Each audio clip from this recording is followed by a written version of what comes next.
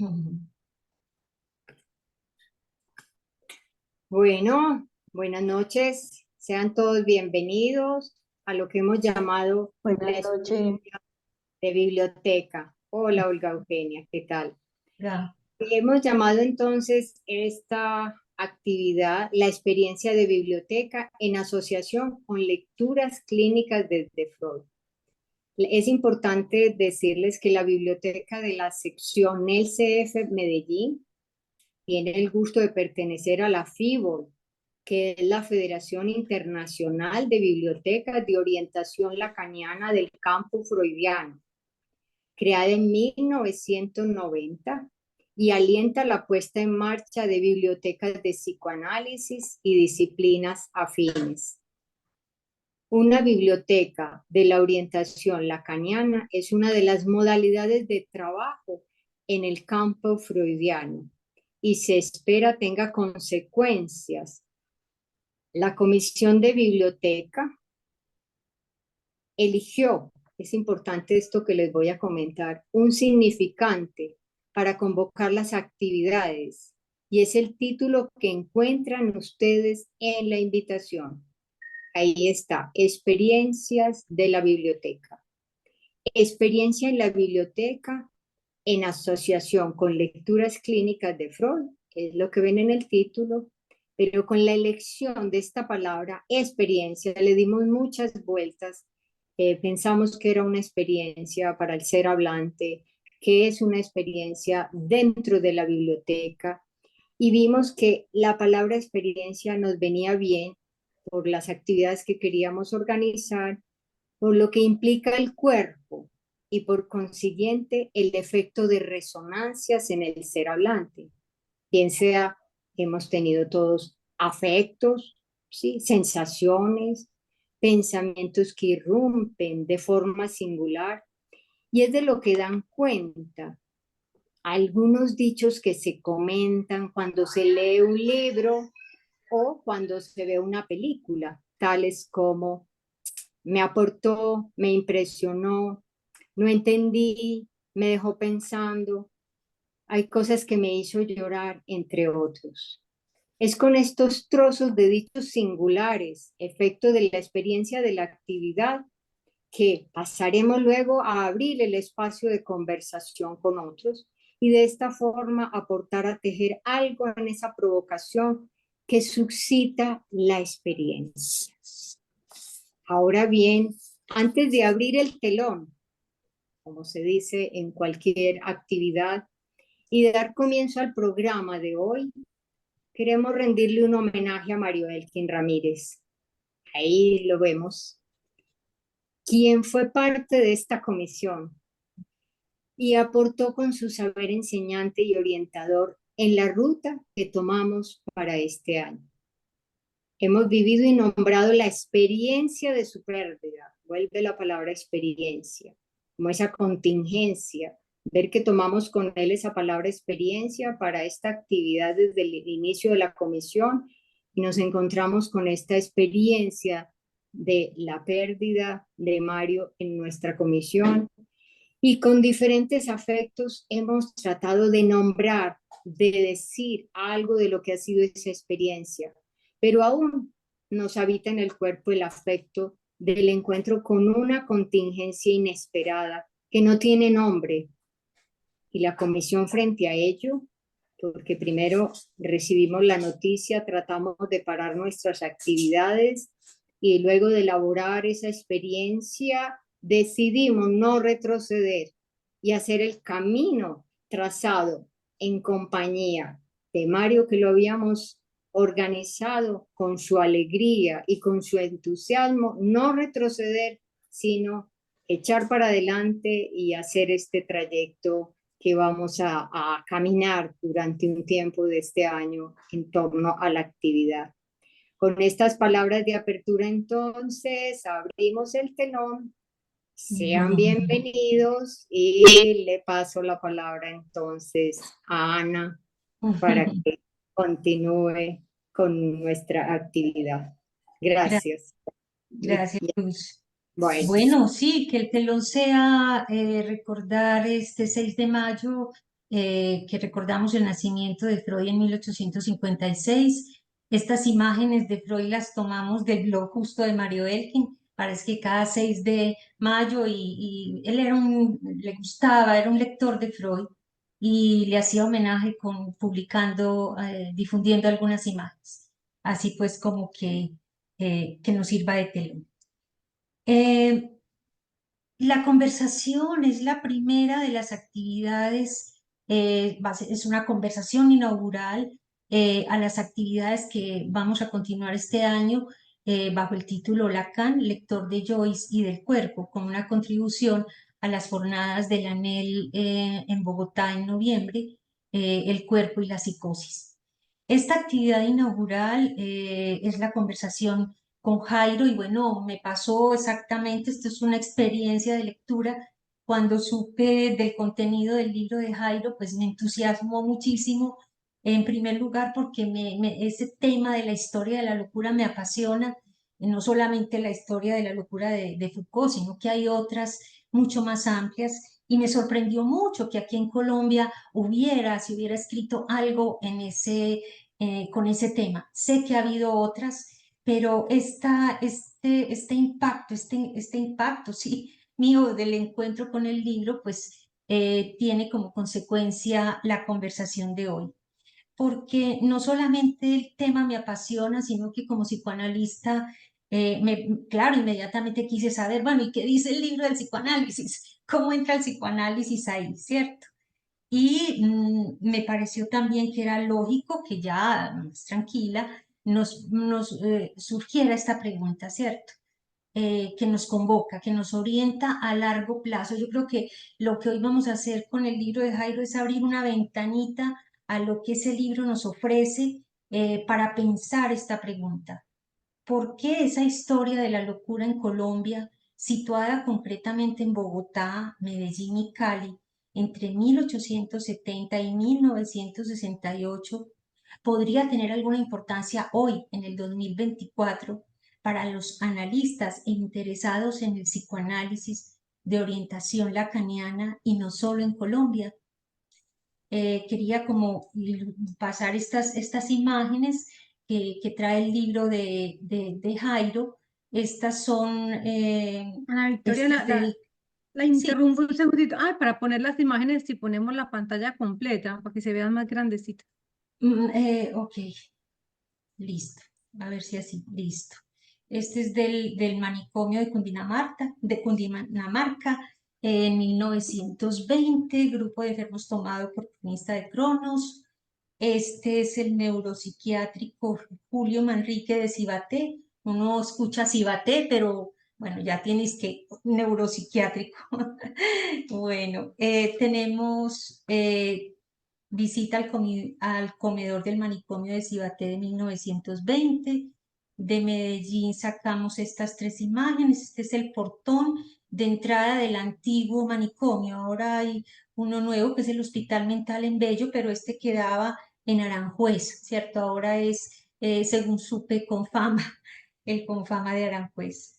Tenemos aquí en el departamento de mujeres de este manicomio antes del hospital mental, y esta que me conmovió porque es el pabellón infantil en la década de los 70, de los 60. Este es ya del hospital mental, ¿cierto, Jairo? Este ya es del hospital mental. Ujú. Bueno, tenemos de Cali, tenemos esta placa de restauración de la casona de San Isidro en Cali.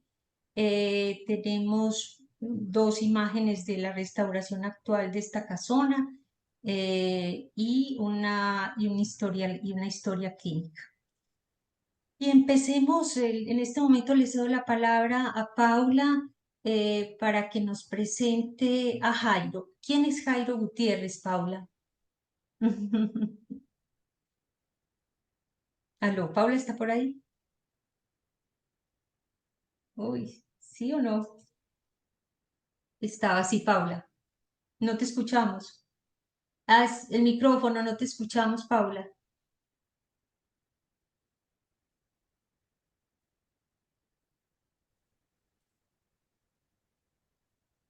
No te escuchamos nada. Ah, ¿qué será? Bueno, nada. Bueno, entonces, para que avancemos, dice, trata de mirar a ver para las preguntas ahorita. Ujú. Cumple, ¿y querés leer la presentación, porfa? Pues tu Un micrófono. momento, por favor. La presentación. Aquí, la que está en la pantalla. Ah, ¿quién es Jairo Gutiérrez Avendaño? Jairo Gutiérrez es doctor en Ciencias Humanas y Sociales de la Universidad Nacional, con un postdoctorado en bioética de la Universidad El Bosque, también de Bogotá. Además, es magíster en educación y filósofo de la Universidad de Antioquia, docente investigador de posgrados de la Facultad de Educación y Humanidades. Muy bien, gracias, Cumple. Mire, Vamos, ¿sí? sí, se plantean dos preguntas iniciales. Ah, sí, sí, ya vamos con las preguntas. Este es un poco el programa de las preguntas. Vamos a hacer dos preguntas iniciales sobre el título y la dedicatoria. Como les digo, esto es ventanita para el libro, hacia el libro. Vamos a hacer cuatro preguntas sobre el contenido, eh, hacia una historia de la locura en Colombia, de la historia de la locura de Foucault, sobre el término locura y el cuerpo. Haremos dos preguntas sobre el psicoanálisis en esa historia y una pregunta final, escribir sobre este libro. Media hora, dejaremos la media hora final, 25 minutos, media hora, para que los asistentes que quieran puedan también hacer sus preguntas. Empecemos entonces con la primera que me corresponde. A ver si... Empiezo con la primera pregunta, Jairo. Eh, ¿Por qué el título de tu libro? ¿Por qué Locura y Sociedad y no, por ejemplo, Historia de la Locura o de la Psiquiatría en Colombia entre 1870 y 1968? Contanos, ¿de dónde el título? Bueno, primero gracias por la invitación, Ana, por descubrirme, porque realmente era un autor desconocido, digo yo, que el libro pues tiene por ahí unas cuantas citas en otros trabajos. Eso es lo que uno espera cuando desarrolla un trabajo de estos, tener autores, y hoy para mí representa un desafío por la dimensión que yo tengo de la formación que tienen ustedes como, bueno, desde el psicoanálisis para abordar este trabajo que es de historia de las ciencias, en particular de historia de la psiquiatría, de la psicopatología y de la locura, que son, digamos, momentos distintos en este tipo de desarrollos que pueden encajar en una línea que se llama estudios sociales y culturales de la salud mental. Esa expresión estudios rompe con las disciplinas e implica una interdisciplinariedad. Entonces es locura y sociedad precisamente porque Ujú, no es una historia de la psiquiatría en sentido estricto que existe. Aquí tengo un clásico de 2 tomos, que es ujú, Historia de la Psiquiatría en Colombia de Rosselli, que Ujú. además es uno de los precursores del psicoanálisis en Colombia. Humberto Rosselli en el 68 publica esos 2 tomos como historiador de la psiquiatría, además como un médico formado en psicoanálisis, de los ujú, fundadores de la sociedad, de una línea grande de la Academia Nacional de Medicina de Colombia.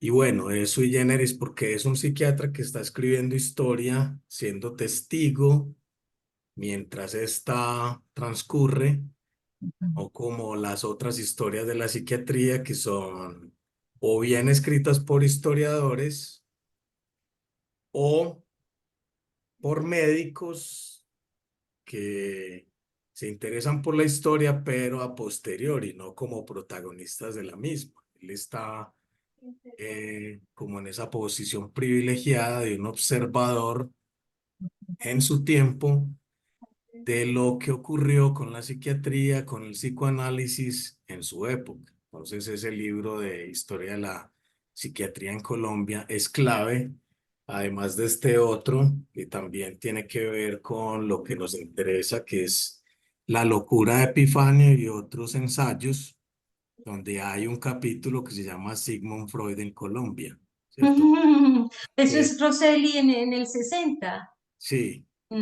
más adelante vemos, Ana, Sí, ¿podrías quitar un poquitico el título para poder ver sí, a yo Jairo? creo que es que eso, yo creo que estorba mucho, Gracias. es así. Yo voy poniendo cuando sea necesario, mejor así. Listo, muy bien, listo. gracias. Decía que ese libro, La locura de Epifanio y otros ensayos, es también precursor de la historia de la psiquiatría. Eso fue un premio nacional de cultura, precisamente, y es el trabajo más completo sobre el patos del poeta nuestro, ¿cierto? Antioqueño, autor de los versos del himno antioqueño y en fin. Pero entonces existe una historia de la psiquiatría en Colombia, pero es una historia tradicional, una historia de los grandes hechos administrativos, sobre todo muy pegado de los nombres. ¿No? Si tienen oportunidad de ver el libro, son puros nombres. El doctor Ujú. eh, José Francisco Socarrás, el doctor este, el doctor aquello. Entonces esa historia es la que se llama la historia de bronce de la psiquiatría, ¿cierto? De los prohombres, y es de bronce porque es cierto, está de los bustos. Eh, entonces es una historia que de todos modos es muy descriptiva, anecdótica y de algún modo no está en las corrientes contemporáneas de la historia crítica. Además, mi propuesta es una historia social y cultural de la locura, Ajá. que son dos corrientes que existen. Esta es una combinación de ambas. No, obviamente hay que pasar por todos los actos, grandes actos administrativos y mencionar muchos nombres, y en algunas partes uno puede estar cayendo como en esa historia tradicional o de bronce, pero en algún momento saca uno, ¿cierto? Un cruce con alguna fuente Ujú. y logra salir de ahí para pues introducir discursos contemporáneos sobre este asunto. Entonces es una historia social y hay unos antecedentes allí que es una época en la que se consideraban las causas sociales de la locura. De hecho, una primera parte de esta investigación se centró, cuando inicié con este proyecto, se centró en la locura como enfermedad social. Entonces hubo un influjo fuerte de unas teorías, la teoría de lo normal y lo patológico, tomada de la fisiología de Claude Bernard, pero llevado a la sociología por Auguste Comte y también llevado a la psiquiatría por Pinel, ¿cierto? El concepto de lo normal es estadístico, que hay una media que es el principio de identificación, donde lo que encaje en esa rayita de la mitad es lo normal. Y ahí en esa raya de la mitad Increíble. están las fuerzas del orden. Ujú. Lo que se salga de esa identificación son las fuerzas del desorden y lo que se llamó el desvío social. Ujú. Entonces, todo lo que se desvíe de lo normal es lo patológico. Eso es de la fisiología llevado a estas otras disciplinas. Y también en la teoría de la degeneración y de la eugenesia, que son, digamos, las teorías que están ahí influidas. Entonces, la locura junto con las toxicomanías, con mucha fuerza el alcoholismo, la prostitución, la malentretención, el juego, eh, Me entre llamó mucho la otros. atención, dame un ¿Mm? segundito y te interrumpo porque Sí. me llamó mucho la atención la gente que tomaba chicha. ¿Cómo Chichismo. es? Chichismo le llamaban, o sea, entraba también Sí. ahí, ya, por rato, pero entraba ahí. El chichismo se psicopatologizó fuertemente porque hubo una lucha en Colombia en la medicina social, la lucha contra el chichismo, porque fue introducido en esa teoría local o colombiana. Bueno, colombiana no se podría decir porque no es una teoría producida acá, no asimilada, de la lucha antialcohólica, porque precisamente el alcoholismo era uno de los principales factores de degeneración de la raza. Raza con todas sus letras, ¿cierto? Ese era el concepto. ¿Eso Entonces, es qué años más o menos, Jairo? Eso de la degeneración.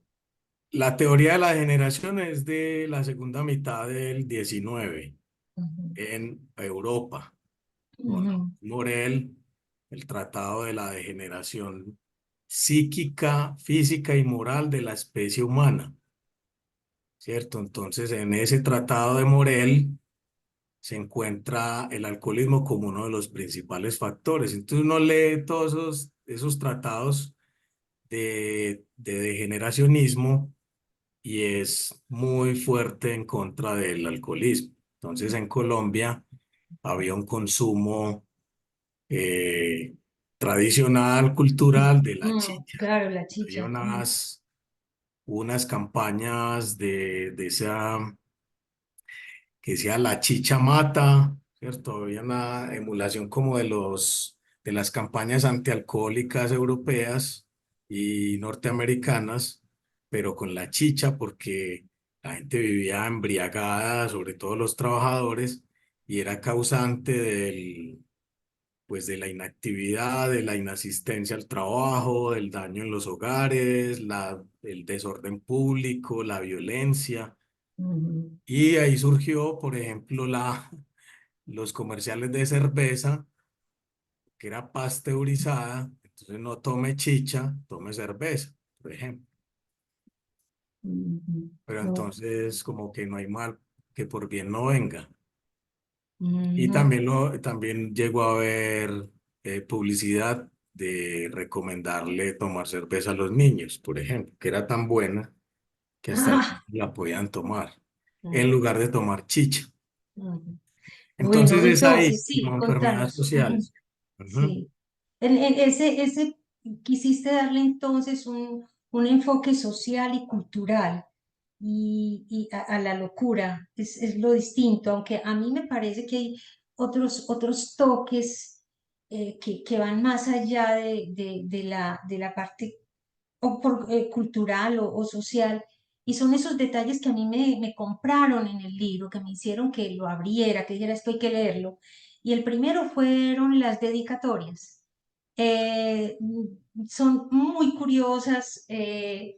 Marcela, que estás por ahí, ¿querés leerlas? No voy a presentar, pues las tenés para que Sí, leas yo las las tengo aquí. dos dedicatorias, porque de pronto hay dentro de los asistentes que no las conocen. Las Y mi pregunta, bueno, ¿quiénes son voy a estas personas? leerlas. Sí, sí. ¿Quiénes son, cuáles son las tres patrias de la negra y cuál es el motor? Dice, em,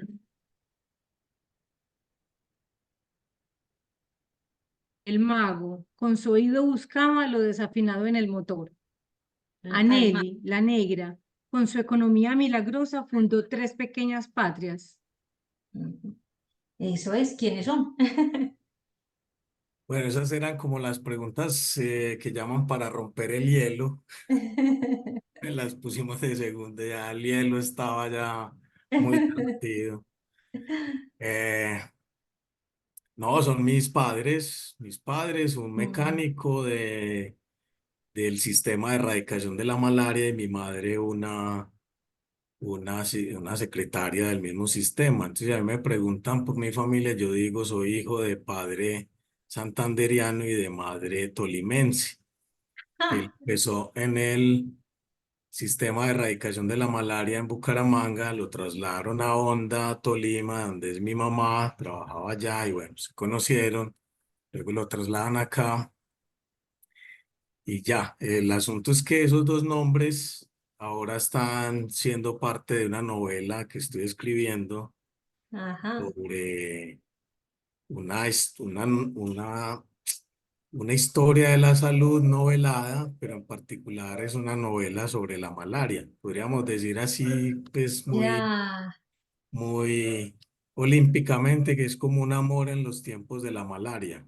ya, Hay ok, una súper. película que tiene que ver, O sea que ella no, las tres estos patrias de patrios Nelly son son los hijos. las tres patrias, los hijos. Ok, Sí. lindo.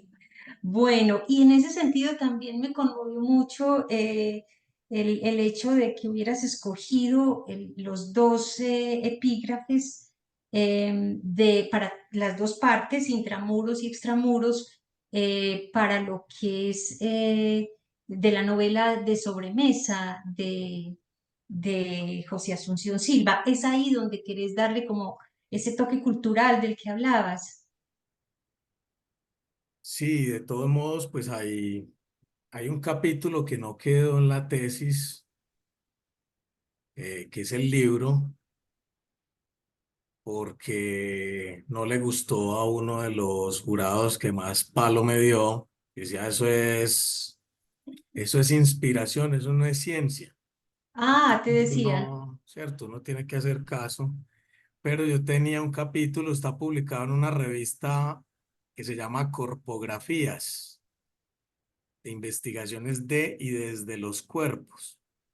Y ahí quedó que se llama Los muros plásticos del hospital mental. Es un capítulo sobre unos murales, los murales que están en el libro.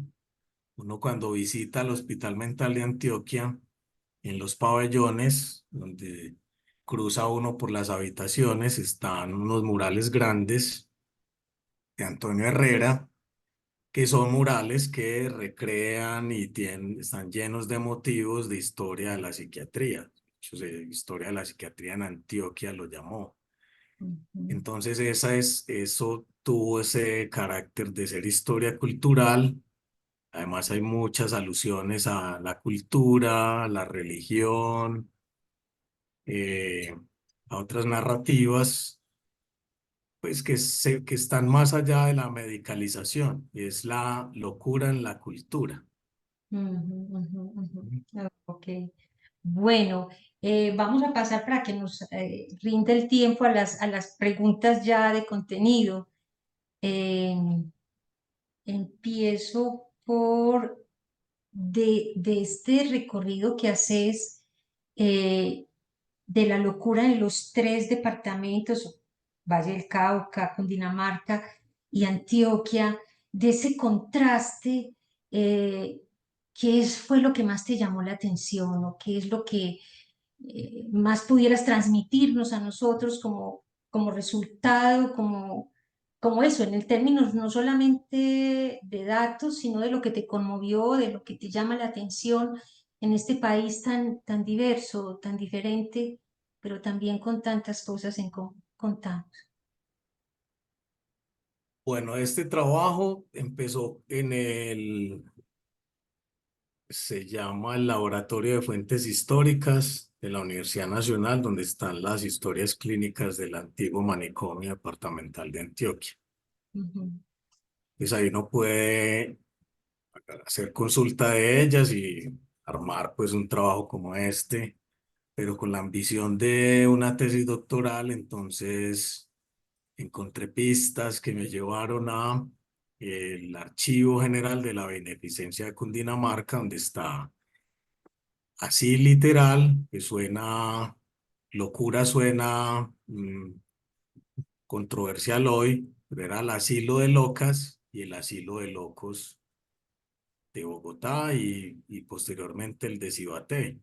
Allá hubo un tiempo en que decían está loco o va para Cibaté, aquí decíamos está loco o va para Bello.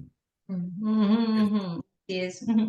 Entonces, en esa historia de los paradigmas de la psiquiatría moderna, ¿cierto? Que empieza con el alienismo, puede encontrar el paradigma del alienismo muy fuerte en el archivo, bueno, el manicomio departamental de Antioquia, ¿cierto? Los medios de contención, la laborterapia, el encierro como máquina de curar, como la definió Foucault, ¿cierto? El aislamiento de todos los disruptores, todos los detonantes en la familia y en la vida civil que le ocasionan al individuo. Entonces el encierro era terapéutico.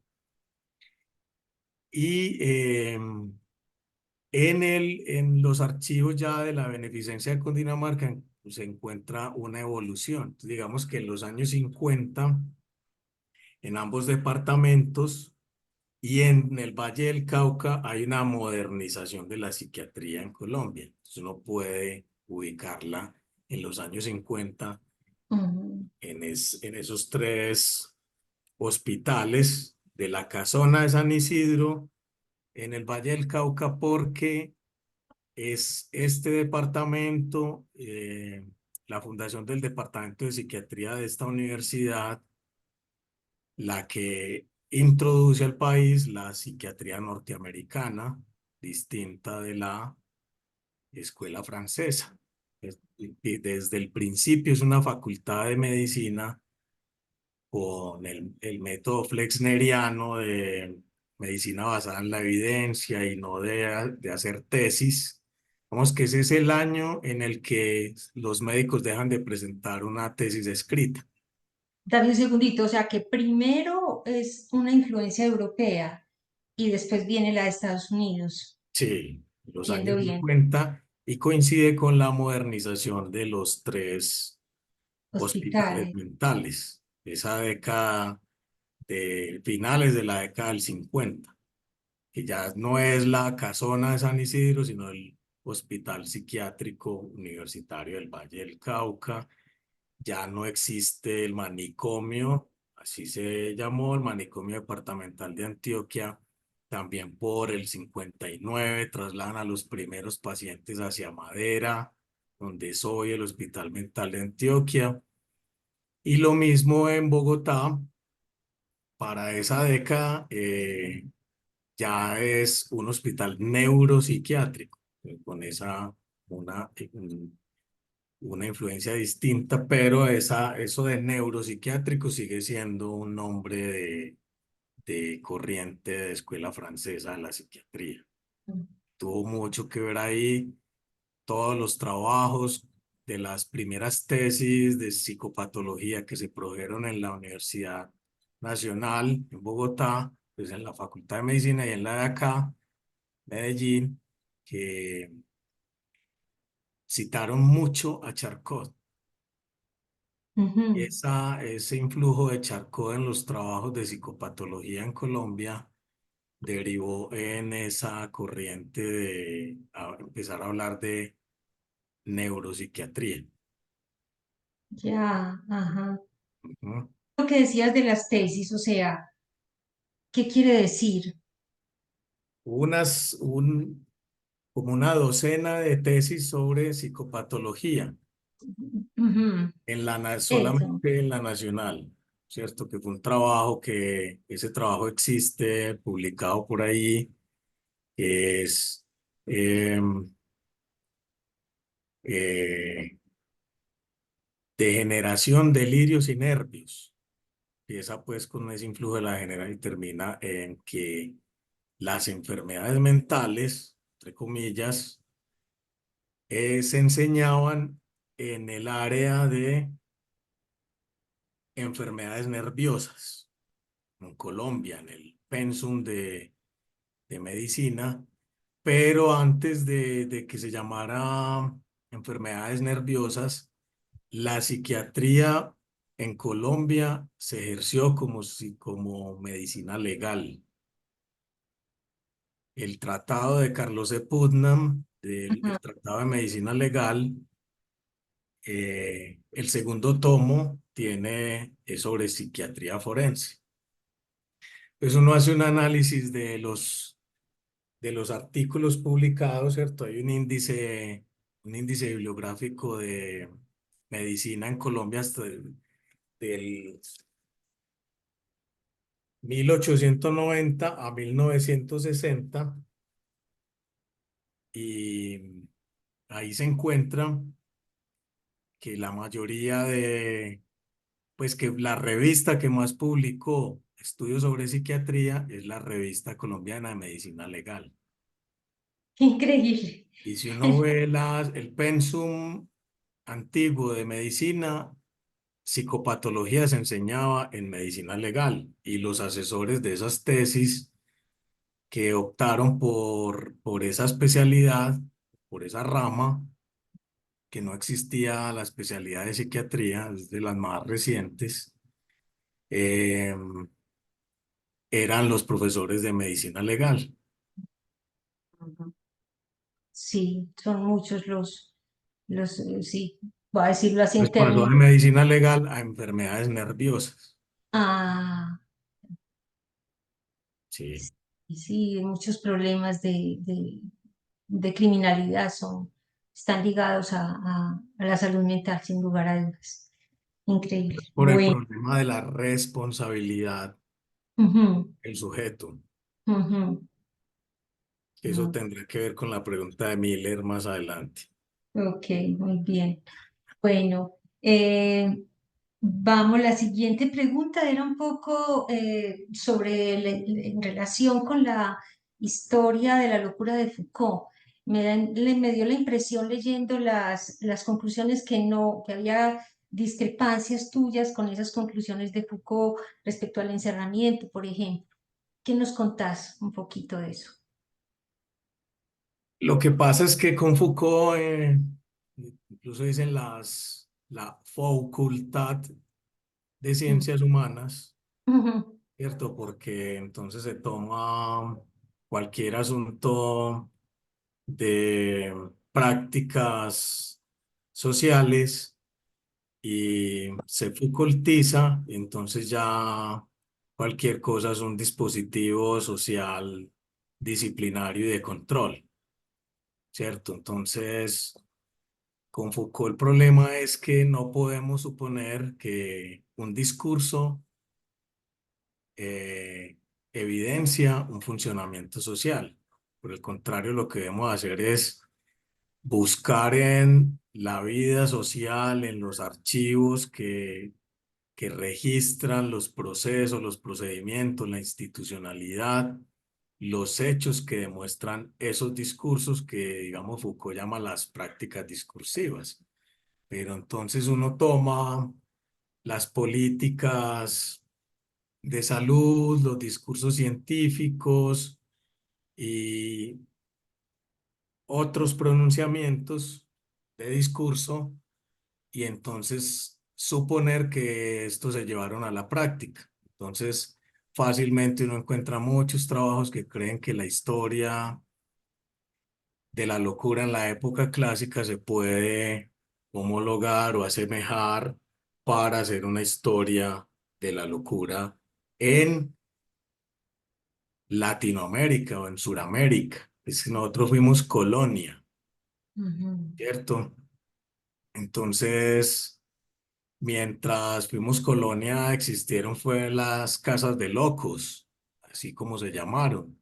Y todo, incluso este periodo de la primera psiquiatría en Colombia, eh, es asistencialista, es de beneficencia. Y uno, pues, cuando cuenta esta historia a colegas de otros países les llama mucho la atención que la salud mental, bueno, que este sistema de tratamiento y de asilos estuviera a cargo de una beneficencia y no del Estado.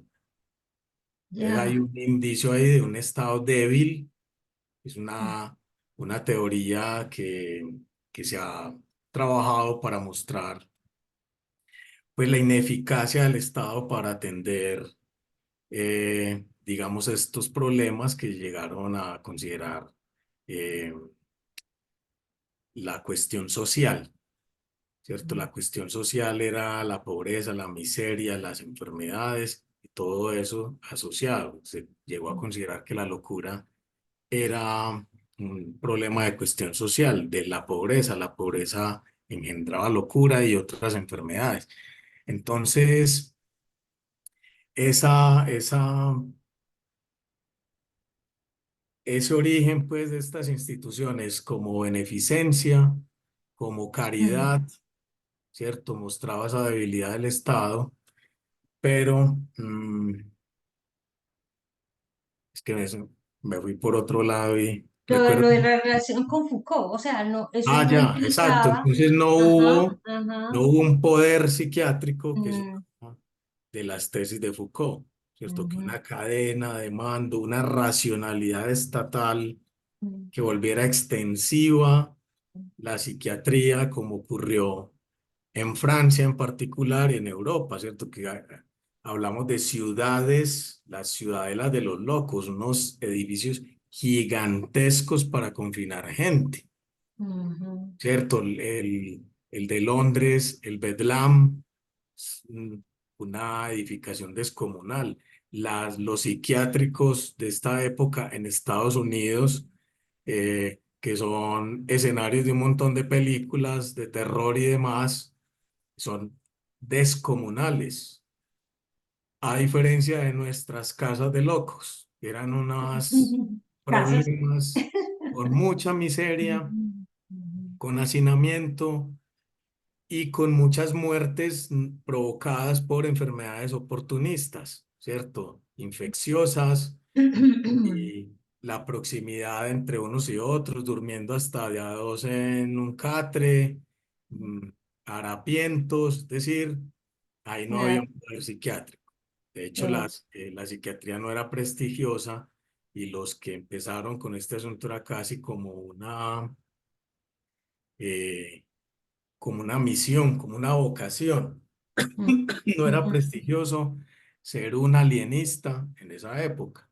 ujú. Y entonces el gran encierro no se produjo porque la estadística que saqué de todas esas historias clínicas muestran que el tiempo que más predominaba era el de salir en un año. Sí, muchas El gran salidas. encierro era una vez declarado loco, loco para toda la vida. La cronificación de los pacientes era lo que había, ¿cierto? En esas máquinas de curar. Y aquí, por el contrario, todavía seguía funcionando lo que paradójicamente fue precario. Posteriormente se demostró que la atención comunitaria de hacerse cargo de sus parientes locos, entre comillas, o literal, porque ese era el término de la ciencia de la época, funcionaría mejor que el encierro y la hospitalización. Pues, ya cuando empieza esto de la desmanicomialización o deshospitalización de los pacientes, ya en la década de los 50 con los nuevos hospitales mentales en Colombia. Ujú, ok, muy bien. Bueno, les cedo la palabra ahora a Marcela primero y luego a Paula. Paula, sí. Marcela. Sí, sí, estoy por acá. Un minutico. Em, bueno, Jairo, yo pues tengo una primera pregunta que la has ido contestando de a poquitos cuando hablabas pues como esto de loco, el normal, el orden, el desorden y el desvío, y es acerca de cuál es, digamos, tu opinión acerca de este término locura. Un segundito, yo una cosita aquí. ¿Cuál es tu opinión, cierto? ¿O qué encontraste sobre este término locura en lo que revisaste, cierto? En esta bibliografía que revisaste. Esa es mi pregunta. Sí, es el primer grupo, la primera nosología, surge del austriaco Emil Kraepelin, el grupo de la locura maníaco-depresiva. Ese fue un grupo que duró por mucho tiempo, como hasta la década del 30, que empieza a hablarse de psicosis en lugar de manías. Vamos, que empiezan a simplificar y le quitan locura, pero no encuentra eh, en las tesis de los médicos de la época la noción así: locura moral, locura maníaco-depresiva, y los diagnósticos de las historias clínicas en esa primera mitad del 20 era constante, ¿cierto? En la caligrafía del alienista, que esa expresión es controversial porque el alienismo era desprestigiado, es decir, loco es de la época del alienismo. Por eso mi Ujú. tesis es que en Colombia pervivió un alienismo, Eso. Ujú. exacto, que pervivió un alienismo, Tardío, alienismo decís, tardío. tardío, Ujú. porque cuando esto ya se había desmontado, desprestigiado en Europa a finales del siglo XIX, incluyendo la teoría de la degeneración, acá se puso en auge Ujú. justo después de que allá estaba ya en desuso. Incluso acá se mandaron a hacer las formas, los formatos de historias clínicas, y abajo decía médico alienista. Y ahí firmaba Lázaro Uribe, ¿cierto? Eh, eh, Bautista Londoño, y se firmaban como médicos alienistas, ¿cierto? Todavía en ese paradigma retardatario y manicomializador, que seguía acá funcionando, porque así se llamaba la institución oficialmente: Manicomio Departamental de Antioquia, lo que significa que ahí el diagnóstico que predominaba era el de locura maníaco-depresiva de Kraepelin, pero en los 30 empieza a introducirse ya el concepto de psicosis. Entonces hay como una evolución: Ujú. locura maníaco-depresiva, psicosis, y por último, ya en los 50, más como a fuerza, esquizofrenia. Pero, ¿y qué trato? O sea, además del desprestigio, ¿qué trato se le daba como a locura y psicosis? ¿Cuál era como el trato con esa palabra? Además de ser como desprestigiado, ¿cierto? Pero bueno, según entiendo, es primero diagnóstico y luego ya se desprestigia, o qué, Jairo. Locura. Sí. Ujú. Em,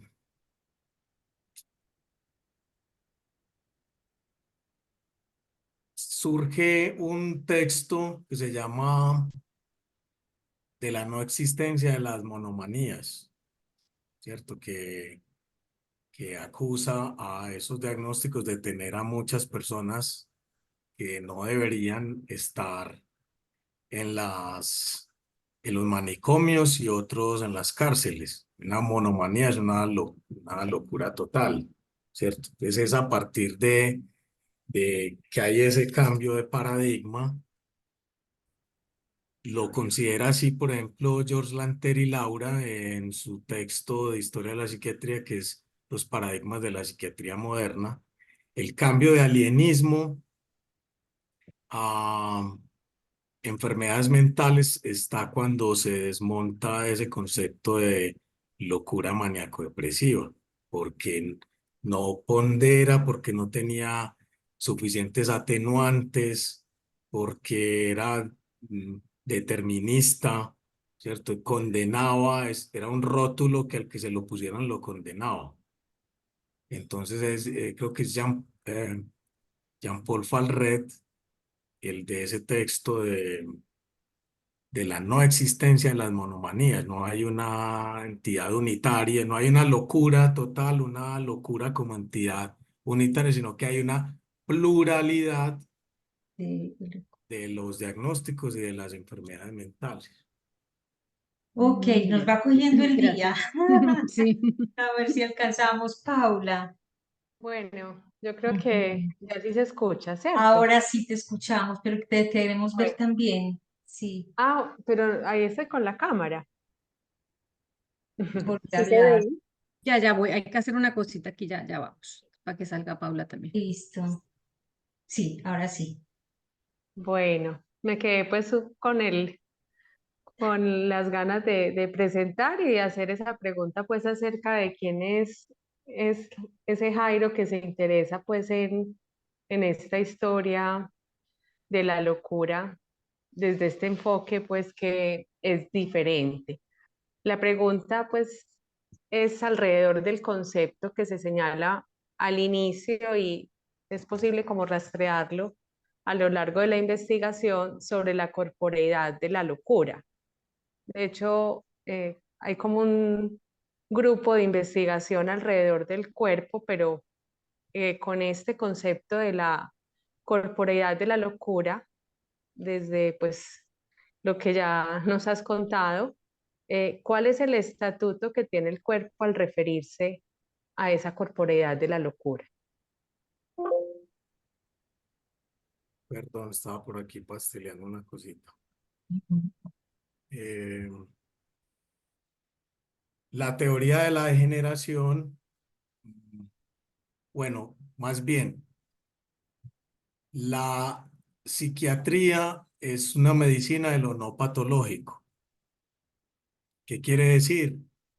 Que no hay un marcador biológico en el cuerpo que permita configurar un cuadro semiológico que muestre como en cualquier enfermedad, ¿cierto? Un desorden, una inflamación, un enrojecimiento, una supuración, un marcador biológico no existe, no está probado. Las neurociencias muestran colores, los médicos muestran estos escáneres, tags y unas coloraciones, ¿cierto? La búsqueda de la locura en el cerebro, que es muy antigua porque justo cuando se acuña el concepto de psiquiatría de Grisinger, antes se llamara medicina mental.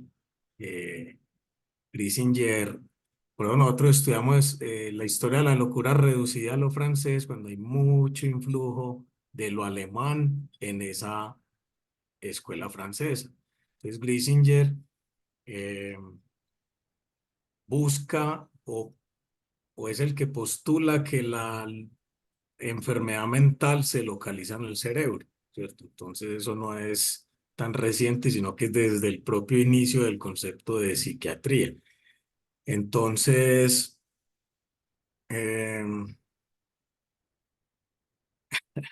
El se me cuerpo, fue. el Cuerpo, cuerpo, el cuerpo, ¿cómo no entra hay ahí? un marcador biológico, entonces se produce un cuerpo ampliado. El cuerpo ampliado, donde se busca la locura, está en la familia.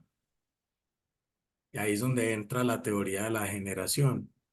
Los predisponentes y los predeterminantes. Hay un Mío, no te puedo. predisponente, hay un El, predisponente que es la herencia. La locura era hereditaria, se consideraba. De hecho, en las historias clínicas es recurrente un campo que se llenaba muy principal, casi que debajo de nombre, fecha y demás. ¿Sí? Antecedentes, carga psicopática familiar. Era un concepto. O degenerado, degenerada. Tío loco, padre loco, madre loca. Y esa predisposición, entonces había que buscarla por ahí. O madre o padre alcohólico, ¿cierto? Esa predisposición y predeterminantes, lo que ya había comentado de las causas sociales del desvío social en el que estaba eh, eh, clasificada la locura, ¿cierto? Entonces el cuerpo es donde aparecen lo que se consideró las cachet typiques, las marcas típicas de la degeneración se empiezan a localizar en el cuerpo. Entonces hay toda la frenología en pleno, ¿cierto? Que hay una lectura de algunas deformaciones y mediciones en la frente, en el rostro, o sea, unas huellas frenopáticas. Entonces estas eh, establecían que pues por una perturbación o por una anomalía en el cuerpo se podía predecir una anomalía en el alma, ¿cierto? Entonces es la misma época de la criminología de Lombroso, y de todos modos Esquirol mandó a hacer planchas como Lombroso.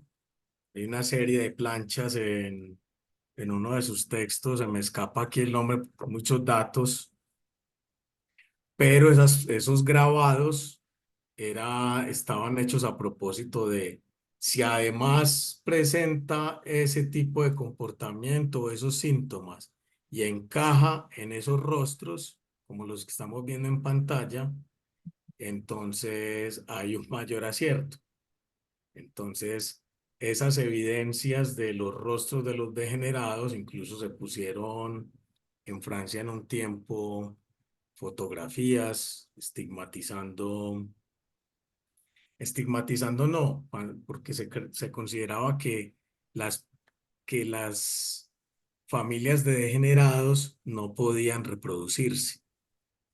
Entonces, se advierte a la opinión pública que con estas familias de degenerados no tengan ninguna procreación.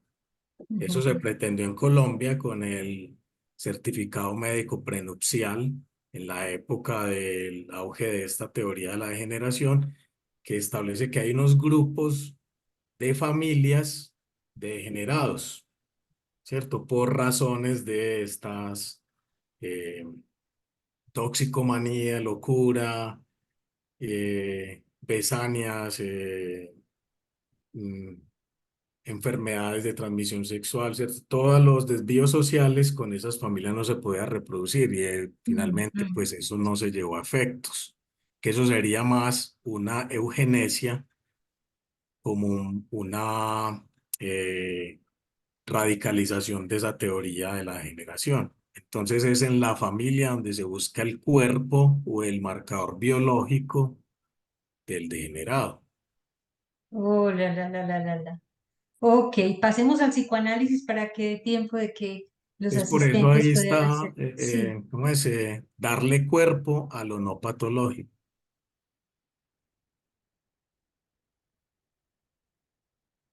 Oh, bueno, desde el psicoanálisis tenemos dos preguntas. La mía es simplemente cuándo llega el psicoanálisis. Hay una, Andrés Sandoval está por ahí, que quedó de leernos una nota muy curiosa que hay en tu texto, en tu libro. A ver si la logro aquí, Andrés. Eh, porque la pregunta es cómo llega el psicoanálisis, ¿cierto? Y llega en los mismos locos. Voy a ver si la logro encontrar. Es esta. Listo. Andrés, ¿la querés leer, por favor? Es que este es un fragmento de una pequeña historia clínica en el hospital aquí en Antioquia y que me llamó mucho la atención porque el psicoanálisis hace parte del delirio. Entonces, Andrés, ¿estás por ahí? Sí, sí, aquí estoy. Léelo, por Por juicio. Obrero blanco, sopero, repetido de Río Negro, interno entre 1950 y 1967. Sufría de esquizofrenia, catacrónica y paranoia. Afirmaba que cuando él estuvo en un estado anímico especial, le hicieron un psicoanálisis a distancia, en que él lo veía todo perfectamente. Eso es el 50-67, ya los locos, muy bien. Pero bueno, ya tenemos aquí una tabla de tratamiento que entre 1921 y el 60 ya llega pues el psicoanálisis. Contanos brevemente cómo es esa llegada. del psicoanálisis a Colombia en sus inicios. Gracias, Andrés.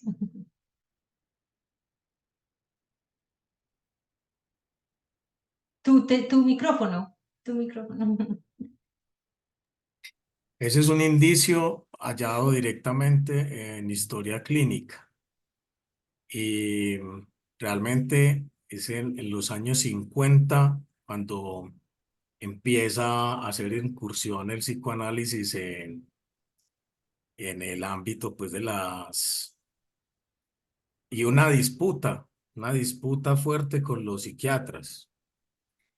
Esto ocurre en una revista que se llamó Anales del Frenocomio de Mujeres de Nuestra Señora de la Paz, el asilo de locas. Le pusieron un nombre más científico, Frenocomio de Mujeres, pero el nombre institucional, oficial, legal, con el que circulaban toda su información era el asilo de locas Eso es Bogotá, ¿cierto? en Bogotá. Mm. Es ahí donde empieza el grupo, un grupo de psiquiatras interesados por el psicoanálisis. Pues el Mundo Rico, Luis Jaime Sánchez, y esa revista del Frenocomio eh, es la primera revista de psiquiatría que existió en Colombia. Entonces es en ella donde se evidencia la primera publicación sobre psicoanálisis en revista científica. Fue en el 53. Fueron entre el 53 y el 58 4 artículos sobre psicoanálisis. Uno de ellos en una revista de medicina legal, como pues el psicoanálisis en relación con la responsabilidad del sujeto, que eso era lo propio de esa rama. Psicoanálisis también infantil, está el texto que es La era del niño y el psicoanálisis, la revista colombiana de pediatría y puericultura en el 55, ¿cierto? Entonces hubo ahí esas aproximaciones, pero en esta misma revista, los Anales del Frenocomio de Mujeres y al estilo pues francés, Anales, y era una emulación a los Salpêtrière y fue la clínica, la incursión de la clínica en la psiquiatría, la experimentación, el inicio de los electrochoques, desafortunadamente el inicio sistemático de lobotomías y todo en un material humano disponible, dócil, cautivo, que fueron las mujeres, ¿cierto? Pero ese es pues como otro tema, el asunto es del Otra historia. ¿cierto? Entonces, en esas tesis de medicina de la Facultad de Bogotá, se llamaba, Rosselli le atribuye a la primera noción de psicoanálisis, la primera mención de Freud, tengo por aquí,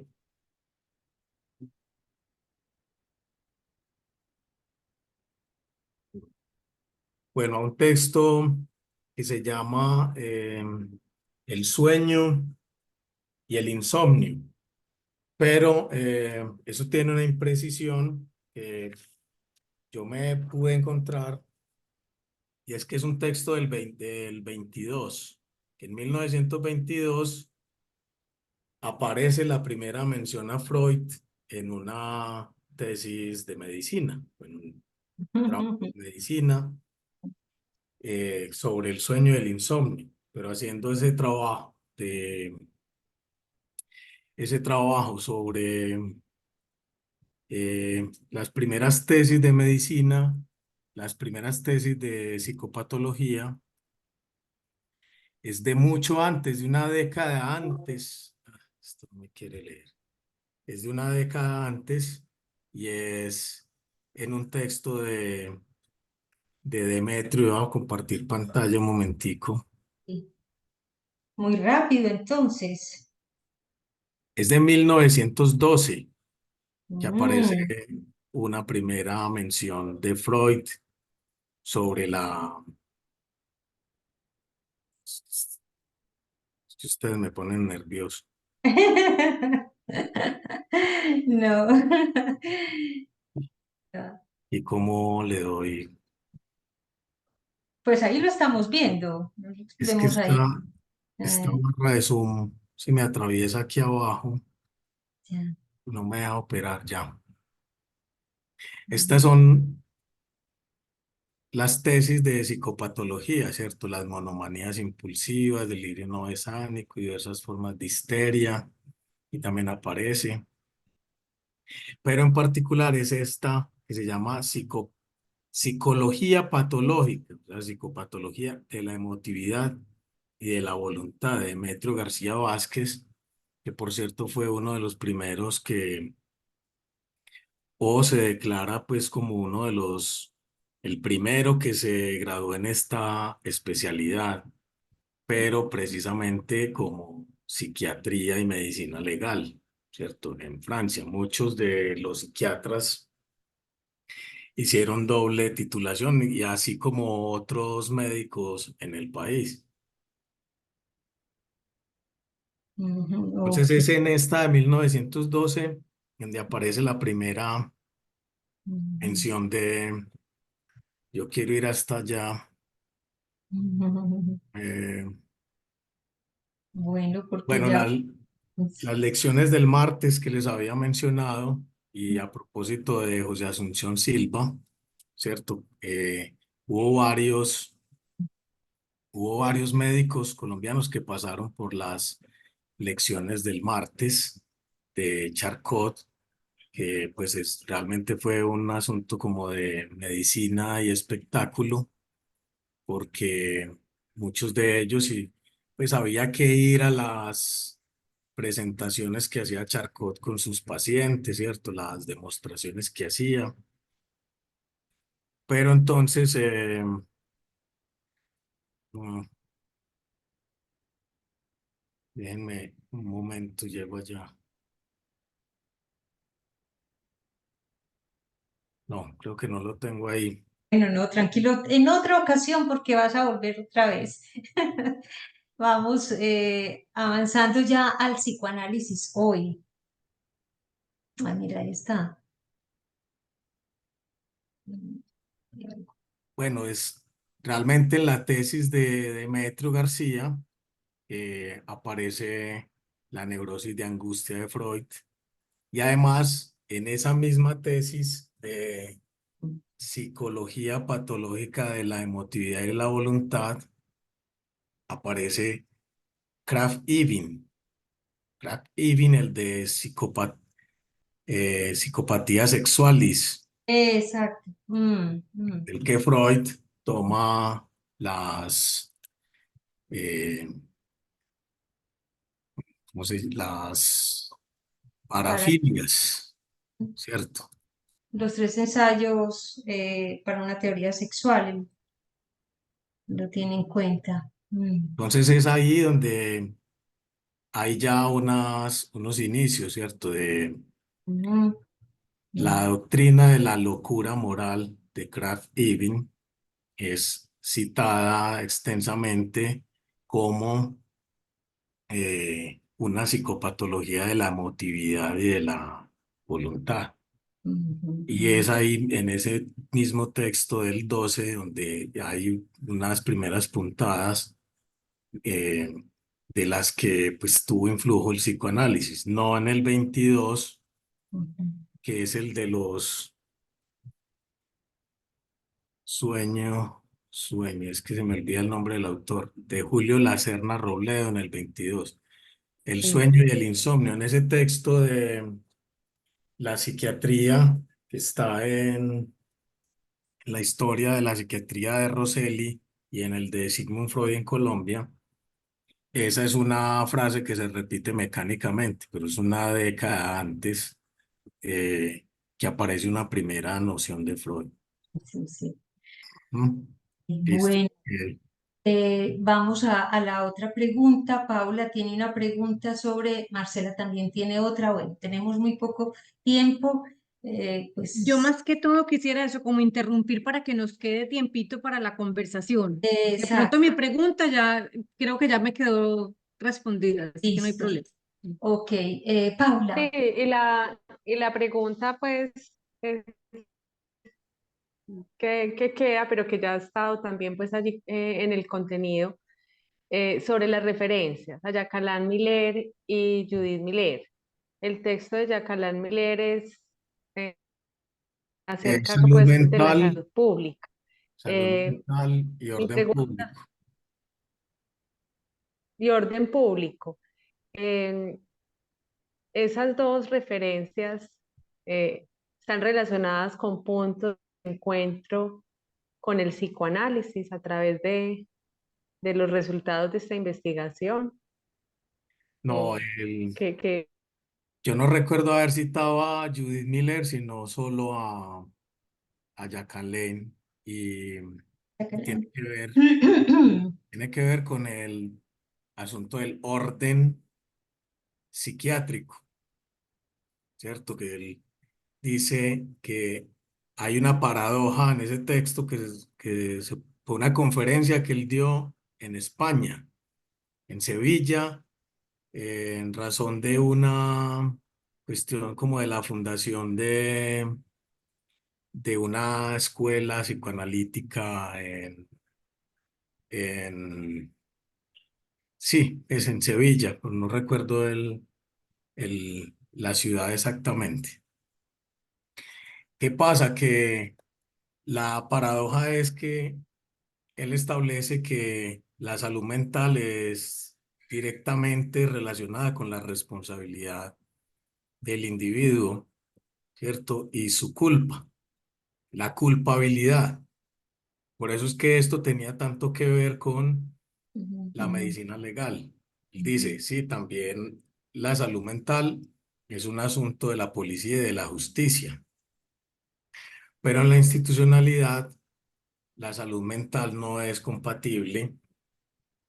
con, no es compatible con el orden público, ¿cierto? Porque estas instituciones, pues, porque hay que tratar a los que no solamente, pues porque el psicoanálisis busca en términos de él, en ese texto, que hay que tratar no solo a los que se presumen que están, pues que hay que tratar a los que también gozan de buena salud y que son responsables, ¿cierto? Que eso no es la salud mental no está radicalizada en esos dos, llamémoslo así, dominios del sujeto, ¿cierto? Y ahí en ese mismo texto menciona que Lacan establece que es la salud mental la que distribuye, ¿cierto? Esa responsabilidad del individuo entre salud mental, orden público y psicoanálisis. Eso es textual dicho ahí por Miller de Lacan, ¿cierto? Pero el punto ahí es que ese orden público tiene que ver con lo que decía al principio de el desvío, el desorden, ¿cierto? Que tiene que entrar una racionalidad a normalizar y que es la salud mental como normalizadora de lo que posiblemente no es anormal, no está en disrupción, no está en un desvío. Pero solo tengo esa cita por razones del poder psiquiátrico, porque él dice ahí que el personal de salud se asemejaba al de guardianes, policías, ¿cierto? Un asunto de vigilar y castigar como a lo Foucault, ejercido por personal de salud. Sí, no es fácil. Bueno, dejemos por hoy aquí nosotros y démosle la palabra al público, Luz Helena, Dinas, los asistentes, quienes quieran hacer preguntas, adelante. Está. ¿Quién Bueno, sea? gracias Jairo. Yo creo que nos provocas una historia que mucha de ella con las fechas exactas nos permiten ver en qué estamos hoy. Y yo quisiera también diferenciar un poco, Ana, lo que quisiste nombrar con relación a la diferencia entre historia, ¿sí? Del psicoanálisis y este recorrido que hemos hecho hasta hoy. Esto qué resonancias tiene para nosotros, ¿sí? Porque una cosa es decir, la memoria de todo este recorrido, pero cuáles serán las resonancias, ¿sí? Al ver en qué estamos hoy, a la altura de hoy, ir conociendo toda esta historia y ver para Exacto. análisis en qué estamos hoy, que me parece que es muy importante. Cada uno tiene su historia familiar, cada uno tiene su historia de un recorrido, de una experiencia, pero nos abres a provocarnos y por eso este año vamos a trabajar bastante en torno a la historia y a la esquizofrenia y a la locura para poder ver entonces en qué está el psicoanálisis hoy. En relación, me pareció muy interesante lo de las imágenes, que me impactó muchísimo, sí, ver cómo se podía orientar en un momento determinado, de acuerdo a la frente, a la nariz, a lo físico, para un diagnóstico, pues ver toda esa búsqueda. Y hoy, ¿en dónde está el psicoanálisis en relación a lo que mira de ese sujeto en relación a sus dificultades para hacerse a un lugar en la vida, pero con la palabra responsabilidad que ingresa Miller, ¿no? Algo de esa responsabilidad. Bueno, nos dejas muy Mm, provocados. Abramos sí, un poco a ver quién quiere hacer alguna conversación, En pregunta. el chat hay unas preguntas. sí, léelas, porfa. Dice, quería hacer una de Fabio Narváez. Quería hacer una consulta que tal vez se desvíe un poco de la intención de la exposición. Mi pregunta es por el reciente libro de Ferney Cano titulado Memorias de un loco sensible. ¿Se podría pensar que ese libro sustenta la idea de una causa social y cultural de la locura?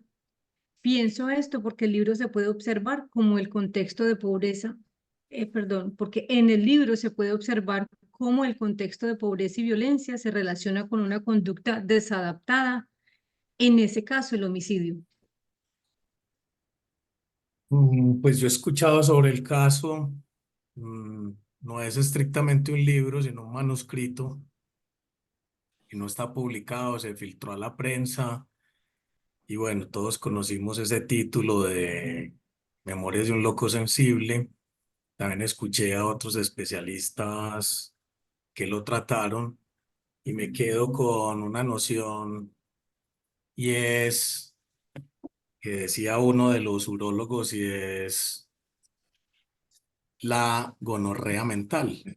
No es es tal cual la enfermedad venérea que todos conocemos, pero es una palabra tan paisa que hay que pedir permiso para decirla.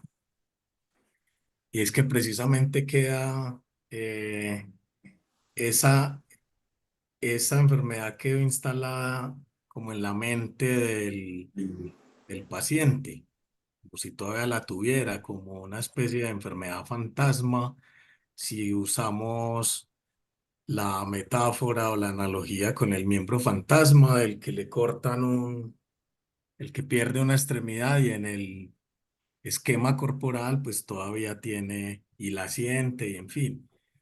Entonces, ese es uno de los casos como de esa locura besánica de clave pues de esta historia de la psiquiatría de que es producida por una enfermedad que tiene un marcador biológico, pero que afecta el sistema nervioso y que afecta pues la mente, ¿cierto? Pero que esto es a raíz de la pobreza y la miseria y demás.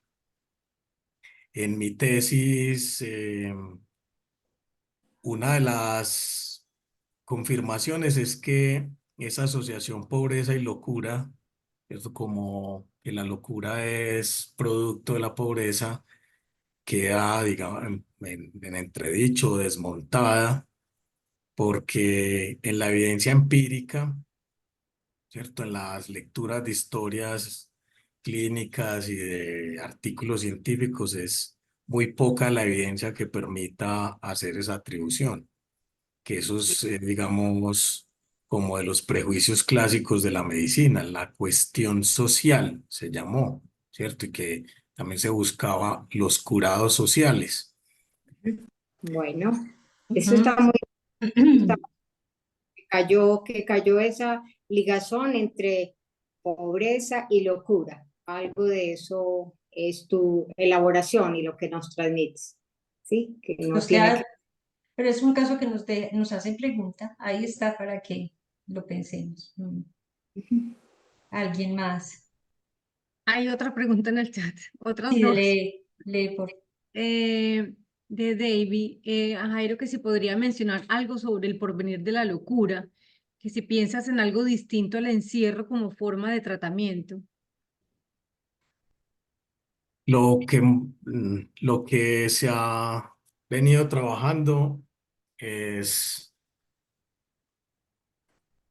como pues en estas corrientes de diversidad, ¿cierto? De nuevas ciudadanías, incluir la, los trastornos, que no, no son enfermedades, los trastornos como formas de subjetividad, como formas de ser. Se ha venido desarrollando más esto que es cierto, porque se acepta más, digámoslo en términos legales, la palabra discapacidad, que es la que se usa, porque se admiten y se incluyen con más facilidad otras discapacidades que las que tienen que ver con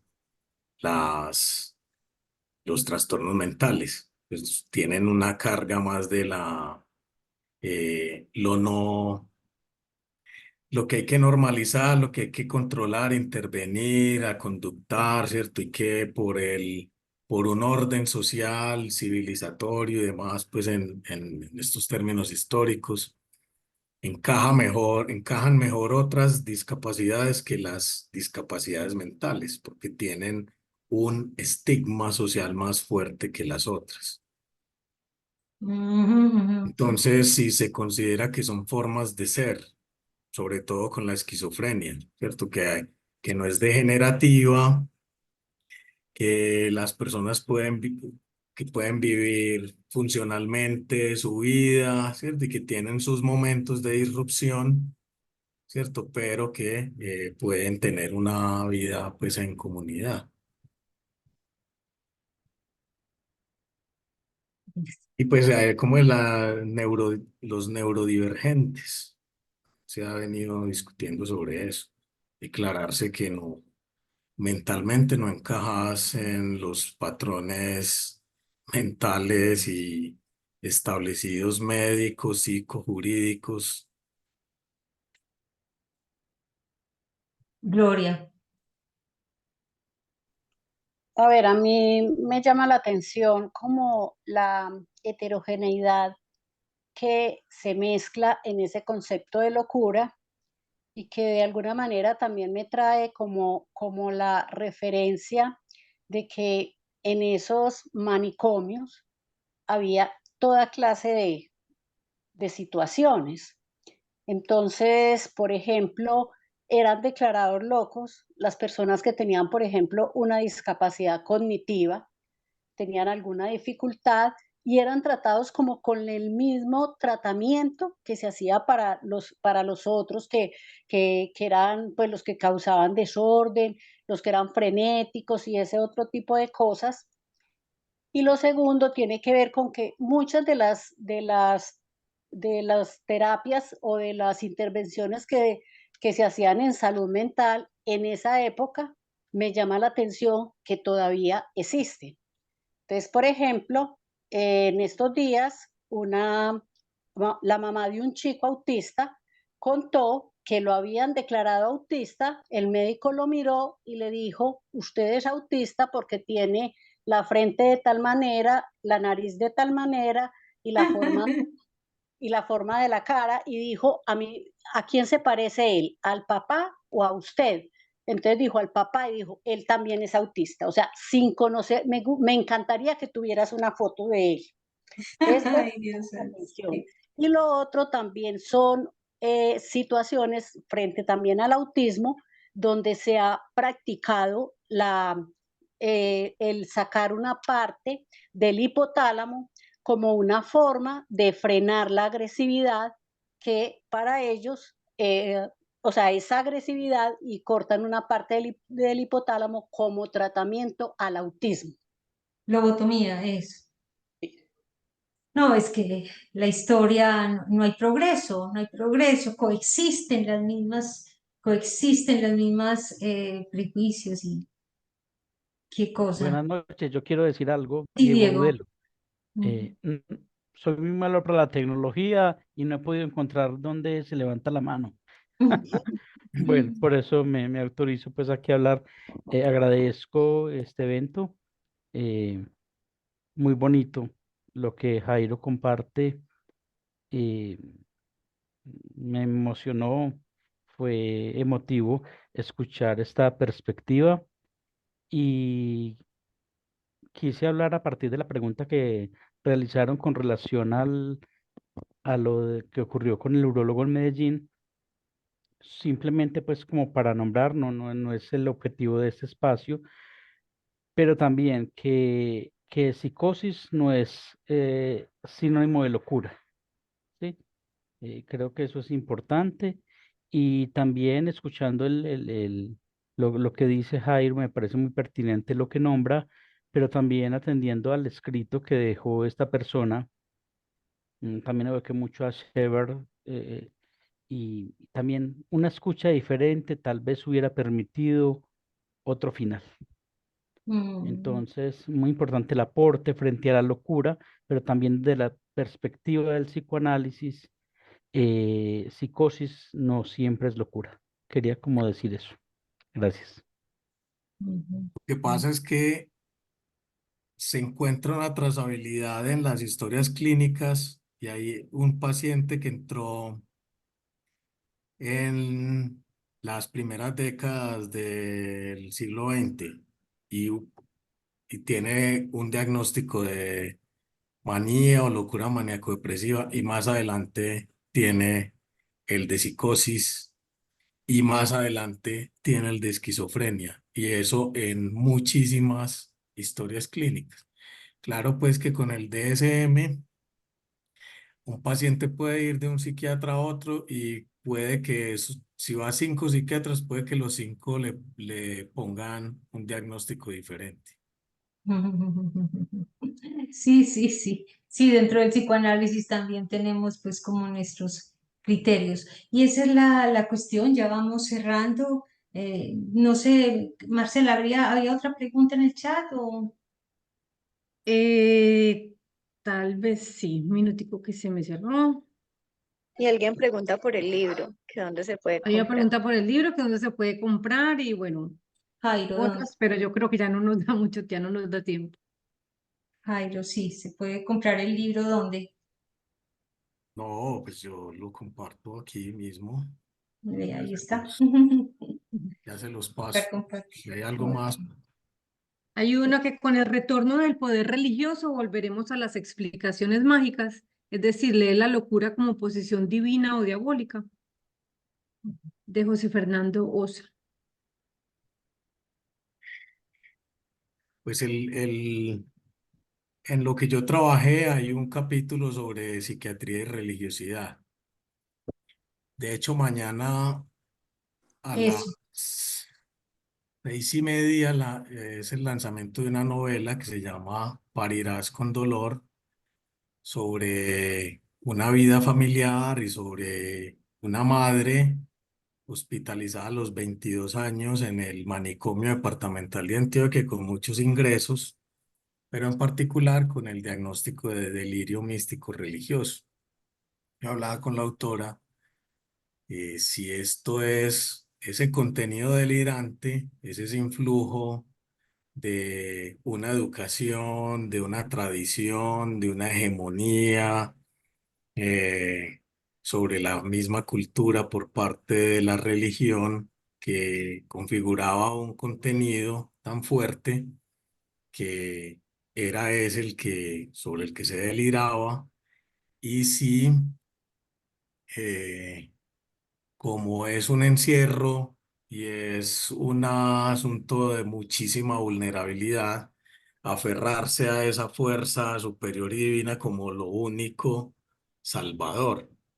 Entonces, hay evidencia de que el buen comportamiento e incluso la práctica religiosa, una buena conducta religiosa en el manicomio era bien vista como una persona que se estaba curando, ¿cierto? Entonces, no en vano uno ve mucha gente que encuentra en sus prácticas religiosas como un, un un deber ser, como una forma correcta de ser, siendo una persona de fe, una persona, como dicen acá, de temor de Dios, ¿cierto? Otra cosa, pues, es ya cuando sale de la misa, la coherencia entre lo uno y lo otro. Entonces, hay estudios contemporáneos que muestran que la religiosidad, la práctica religiosa, tienen una capacidad de ayudar a muchas personas que tienen diversas devociones. Un estudio que es como salud mental y religión, está en inglés, que demuestra que hay evidencias de que la gente se aferra a eso y produce pues algunas capacidades para sobrellevar su, su sufrimiento psicopático. Ujú. Bueno, de todas Bueno, maneras, es importante con esto último que aportas, Jairo, sí, cómo desde el psicoanálisis tratamos de ver las distintas soluciones que puede tener el ser hablante y cómo puede sostenerse, bien sea por lo imaginario, bien sea por lo simbólico, por lo que hay en la cultura. Lo importante es que esas soluciones, ahora lo dijo Diego, si ese muchacho hubiera sido escuchado desde el psicoanálisis, pues no sabemos ni podemos calcular, pero lo que ofrece el psicoanálisis a la contemporaneidad, poder escuchar uno por uno y ver cómo inventa soluciones para vivir mejor y sostener su existencia. Yo creo que nos dejas como muy provocados porque ver que en el 20 apenas un poquitico de psicoanálisis y en qué estamos hoy. Sí, veremos todo este año en nuestro exacto. recorrido de espacio, qué es lo que vamos a trabajar y ver la apuesta con la época que tenemos para hoy para transmitir y hacer existir el psicoanálisis en nuestros diferentes espacios. ¿Sí? Sí, porque la historia desde el punto de vista del psicoanálisis es algo vivo, es algo que hacemos y la que nos exige estar ahí y poder decir algo. Y eso es un punto, este es el punto de partida de ese panorama. Es que en esta historia de la locura en Colombia podría incluirse algo sobre lo que es lo que ha hecho y lo que hace el psicoanálisis de orientación lacaniana en Colombia. Es hacia allá, hacia donde vamos con este punto de partida y esperamos que poder contar con ustedes en otras reflexiones, agradecerle mucho a Jairo su disponibilidad, su generosidad con el libro y contarles que la parte capítulo, bueno, dos cositas, la propaganda mañana, la presentación del libro será en Gramata, me parece que es un espacio interesante de escuchar también algo más de la locura en Antioquia, por si alguno quiere ir, invitarlos a lo que sigue en lecturas, en este trabajo conjunto que hacemos la Comisión de Biblioteca y las lecturas clínicas desde Freud. El capítulo en la parte de la esquizofrenia no la quisimos tocar hoy porque hemos invitado a Jairo para que el 23 de mayo a las 7:30 nos hable un poco de la historia de la esquizofrenia en Colombia. Es un capítulo bien interesante. Esto va a cerrar el tríptico que se abrió sobre la esquizofrenia el 25 de abril y que tendrá este 9 de mayo, este jueves 9 de mayo, una segunda parte que titulé De la esquizofrenia y el psicoanálisis. Entonces quedan cordialmente invitados a estas dos sesiones que también están en el marco de la preparación a las 6 sesiones de lectura que tendremos con el título Lacan, lector de Joyce y del cuerpo, que trabajaremos con esta pregunta orientadora de Lacan. ¿Qué nos indica esto, sino algo que concierne en Joyce a la relación con el cuerpo, relación ya tan imperfecta en todos los seres humanos? Serán 6 sesiones, una empieza el 20 de mayo, la otra el 27, y leeremos fragmentos del seminario 23 en el que Lacan hace referencia a la obra de Joyce, Retrato del artista adolescente, y obviamente también con algunos fragmentos de la obra de Joyce. Quedan cordialmente invitados. Y bueno, no queda más que de mi parte, muchísimas gracias nuevamente a Jairo y a ustedes por la asistencia. Jairo, te presento a Marta Carolina Forero, que ya es la directora de la sección Medellín. Mucho Está... gusto, gracias por la Muchísimas invitación. muchísimas Pues, gracias por su trabajo, muy interesante y esperamos con ansias ese próximo encuentro. Muchas gracias. les acabo de compartir un libro que se llama El psicoanálisis en la Academia de Medicina, Academia Nacional de Medicina, que es en parte pues ese origen del psicoanálisis inicialmente ejercido por los médicos psiquiatras, pero también recoge buena parte de la historia del psicoanálisis en Colombia. Ok, a nosotros nos toca escribir nuestro capítulo. Ok, mil gracias. Gracias. Una Gracias, buena buenas noches, noche. hasta luego. Gracias. Muchas Buenas gracias, noches. Jairo. Hasta luego. Chao. Jairo. Chao.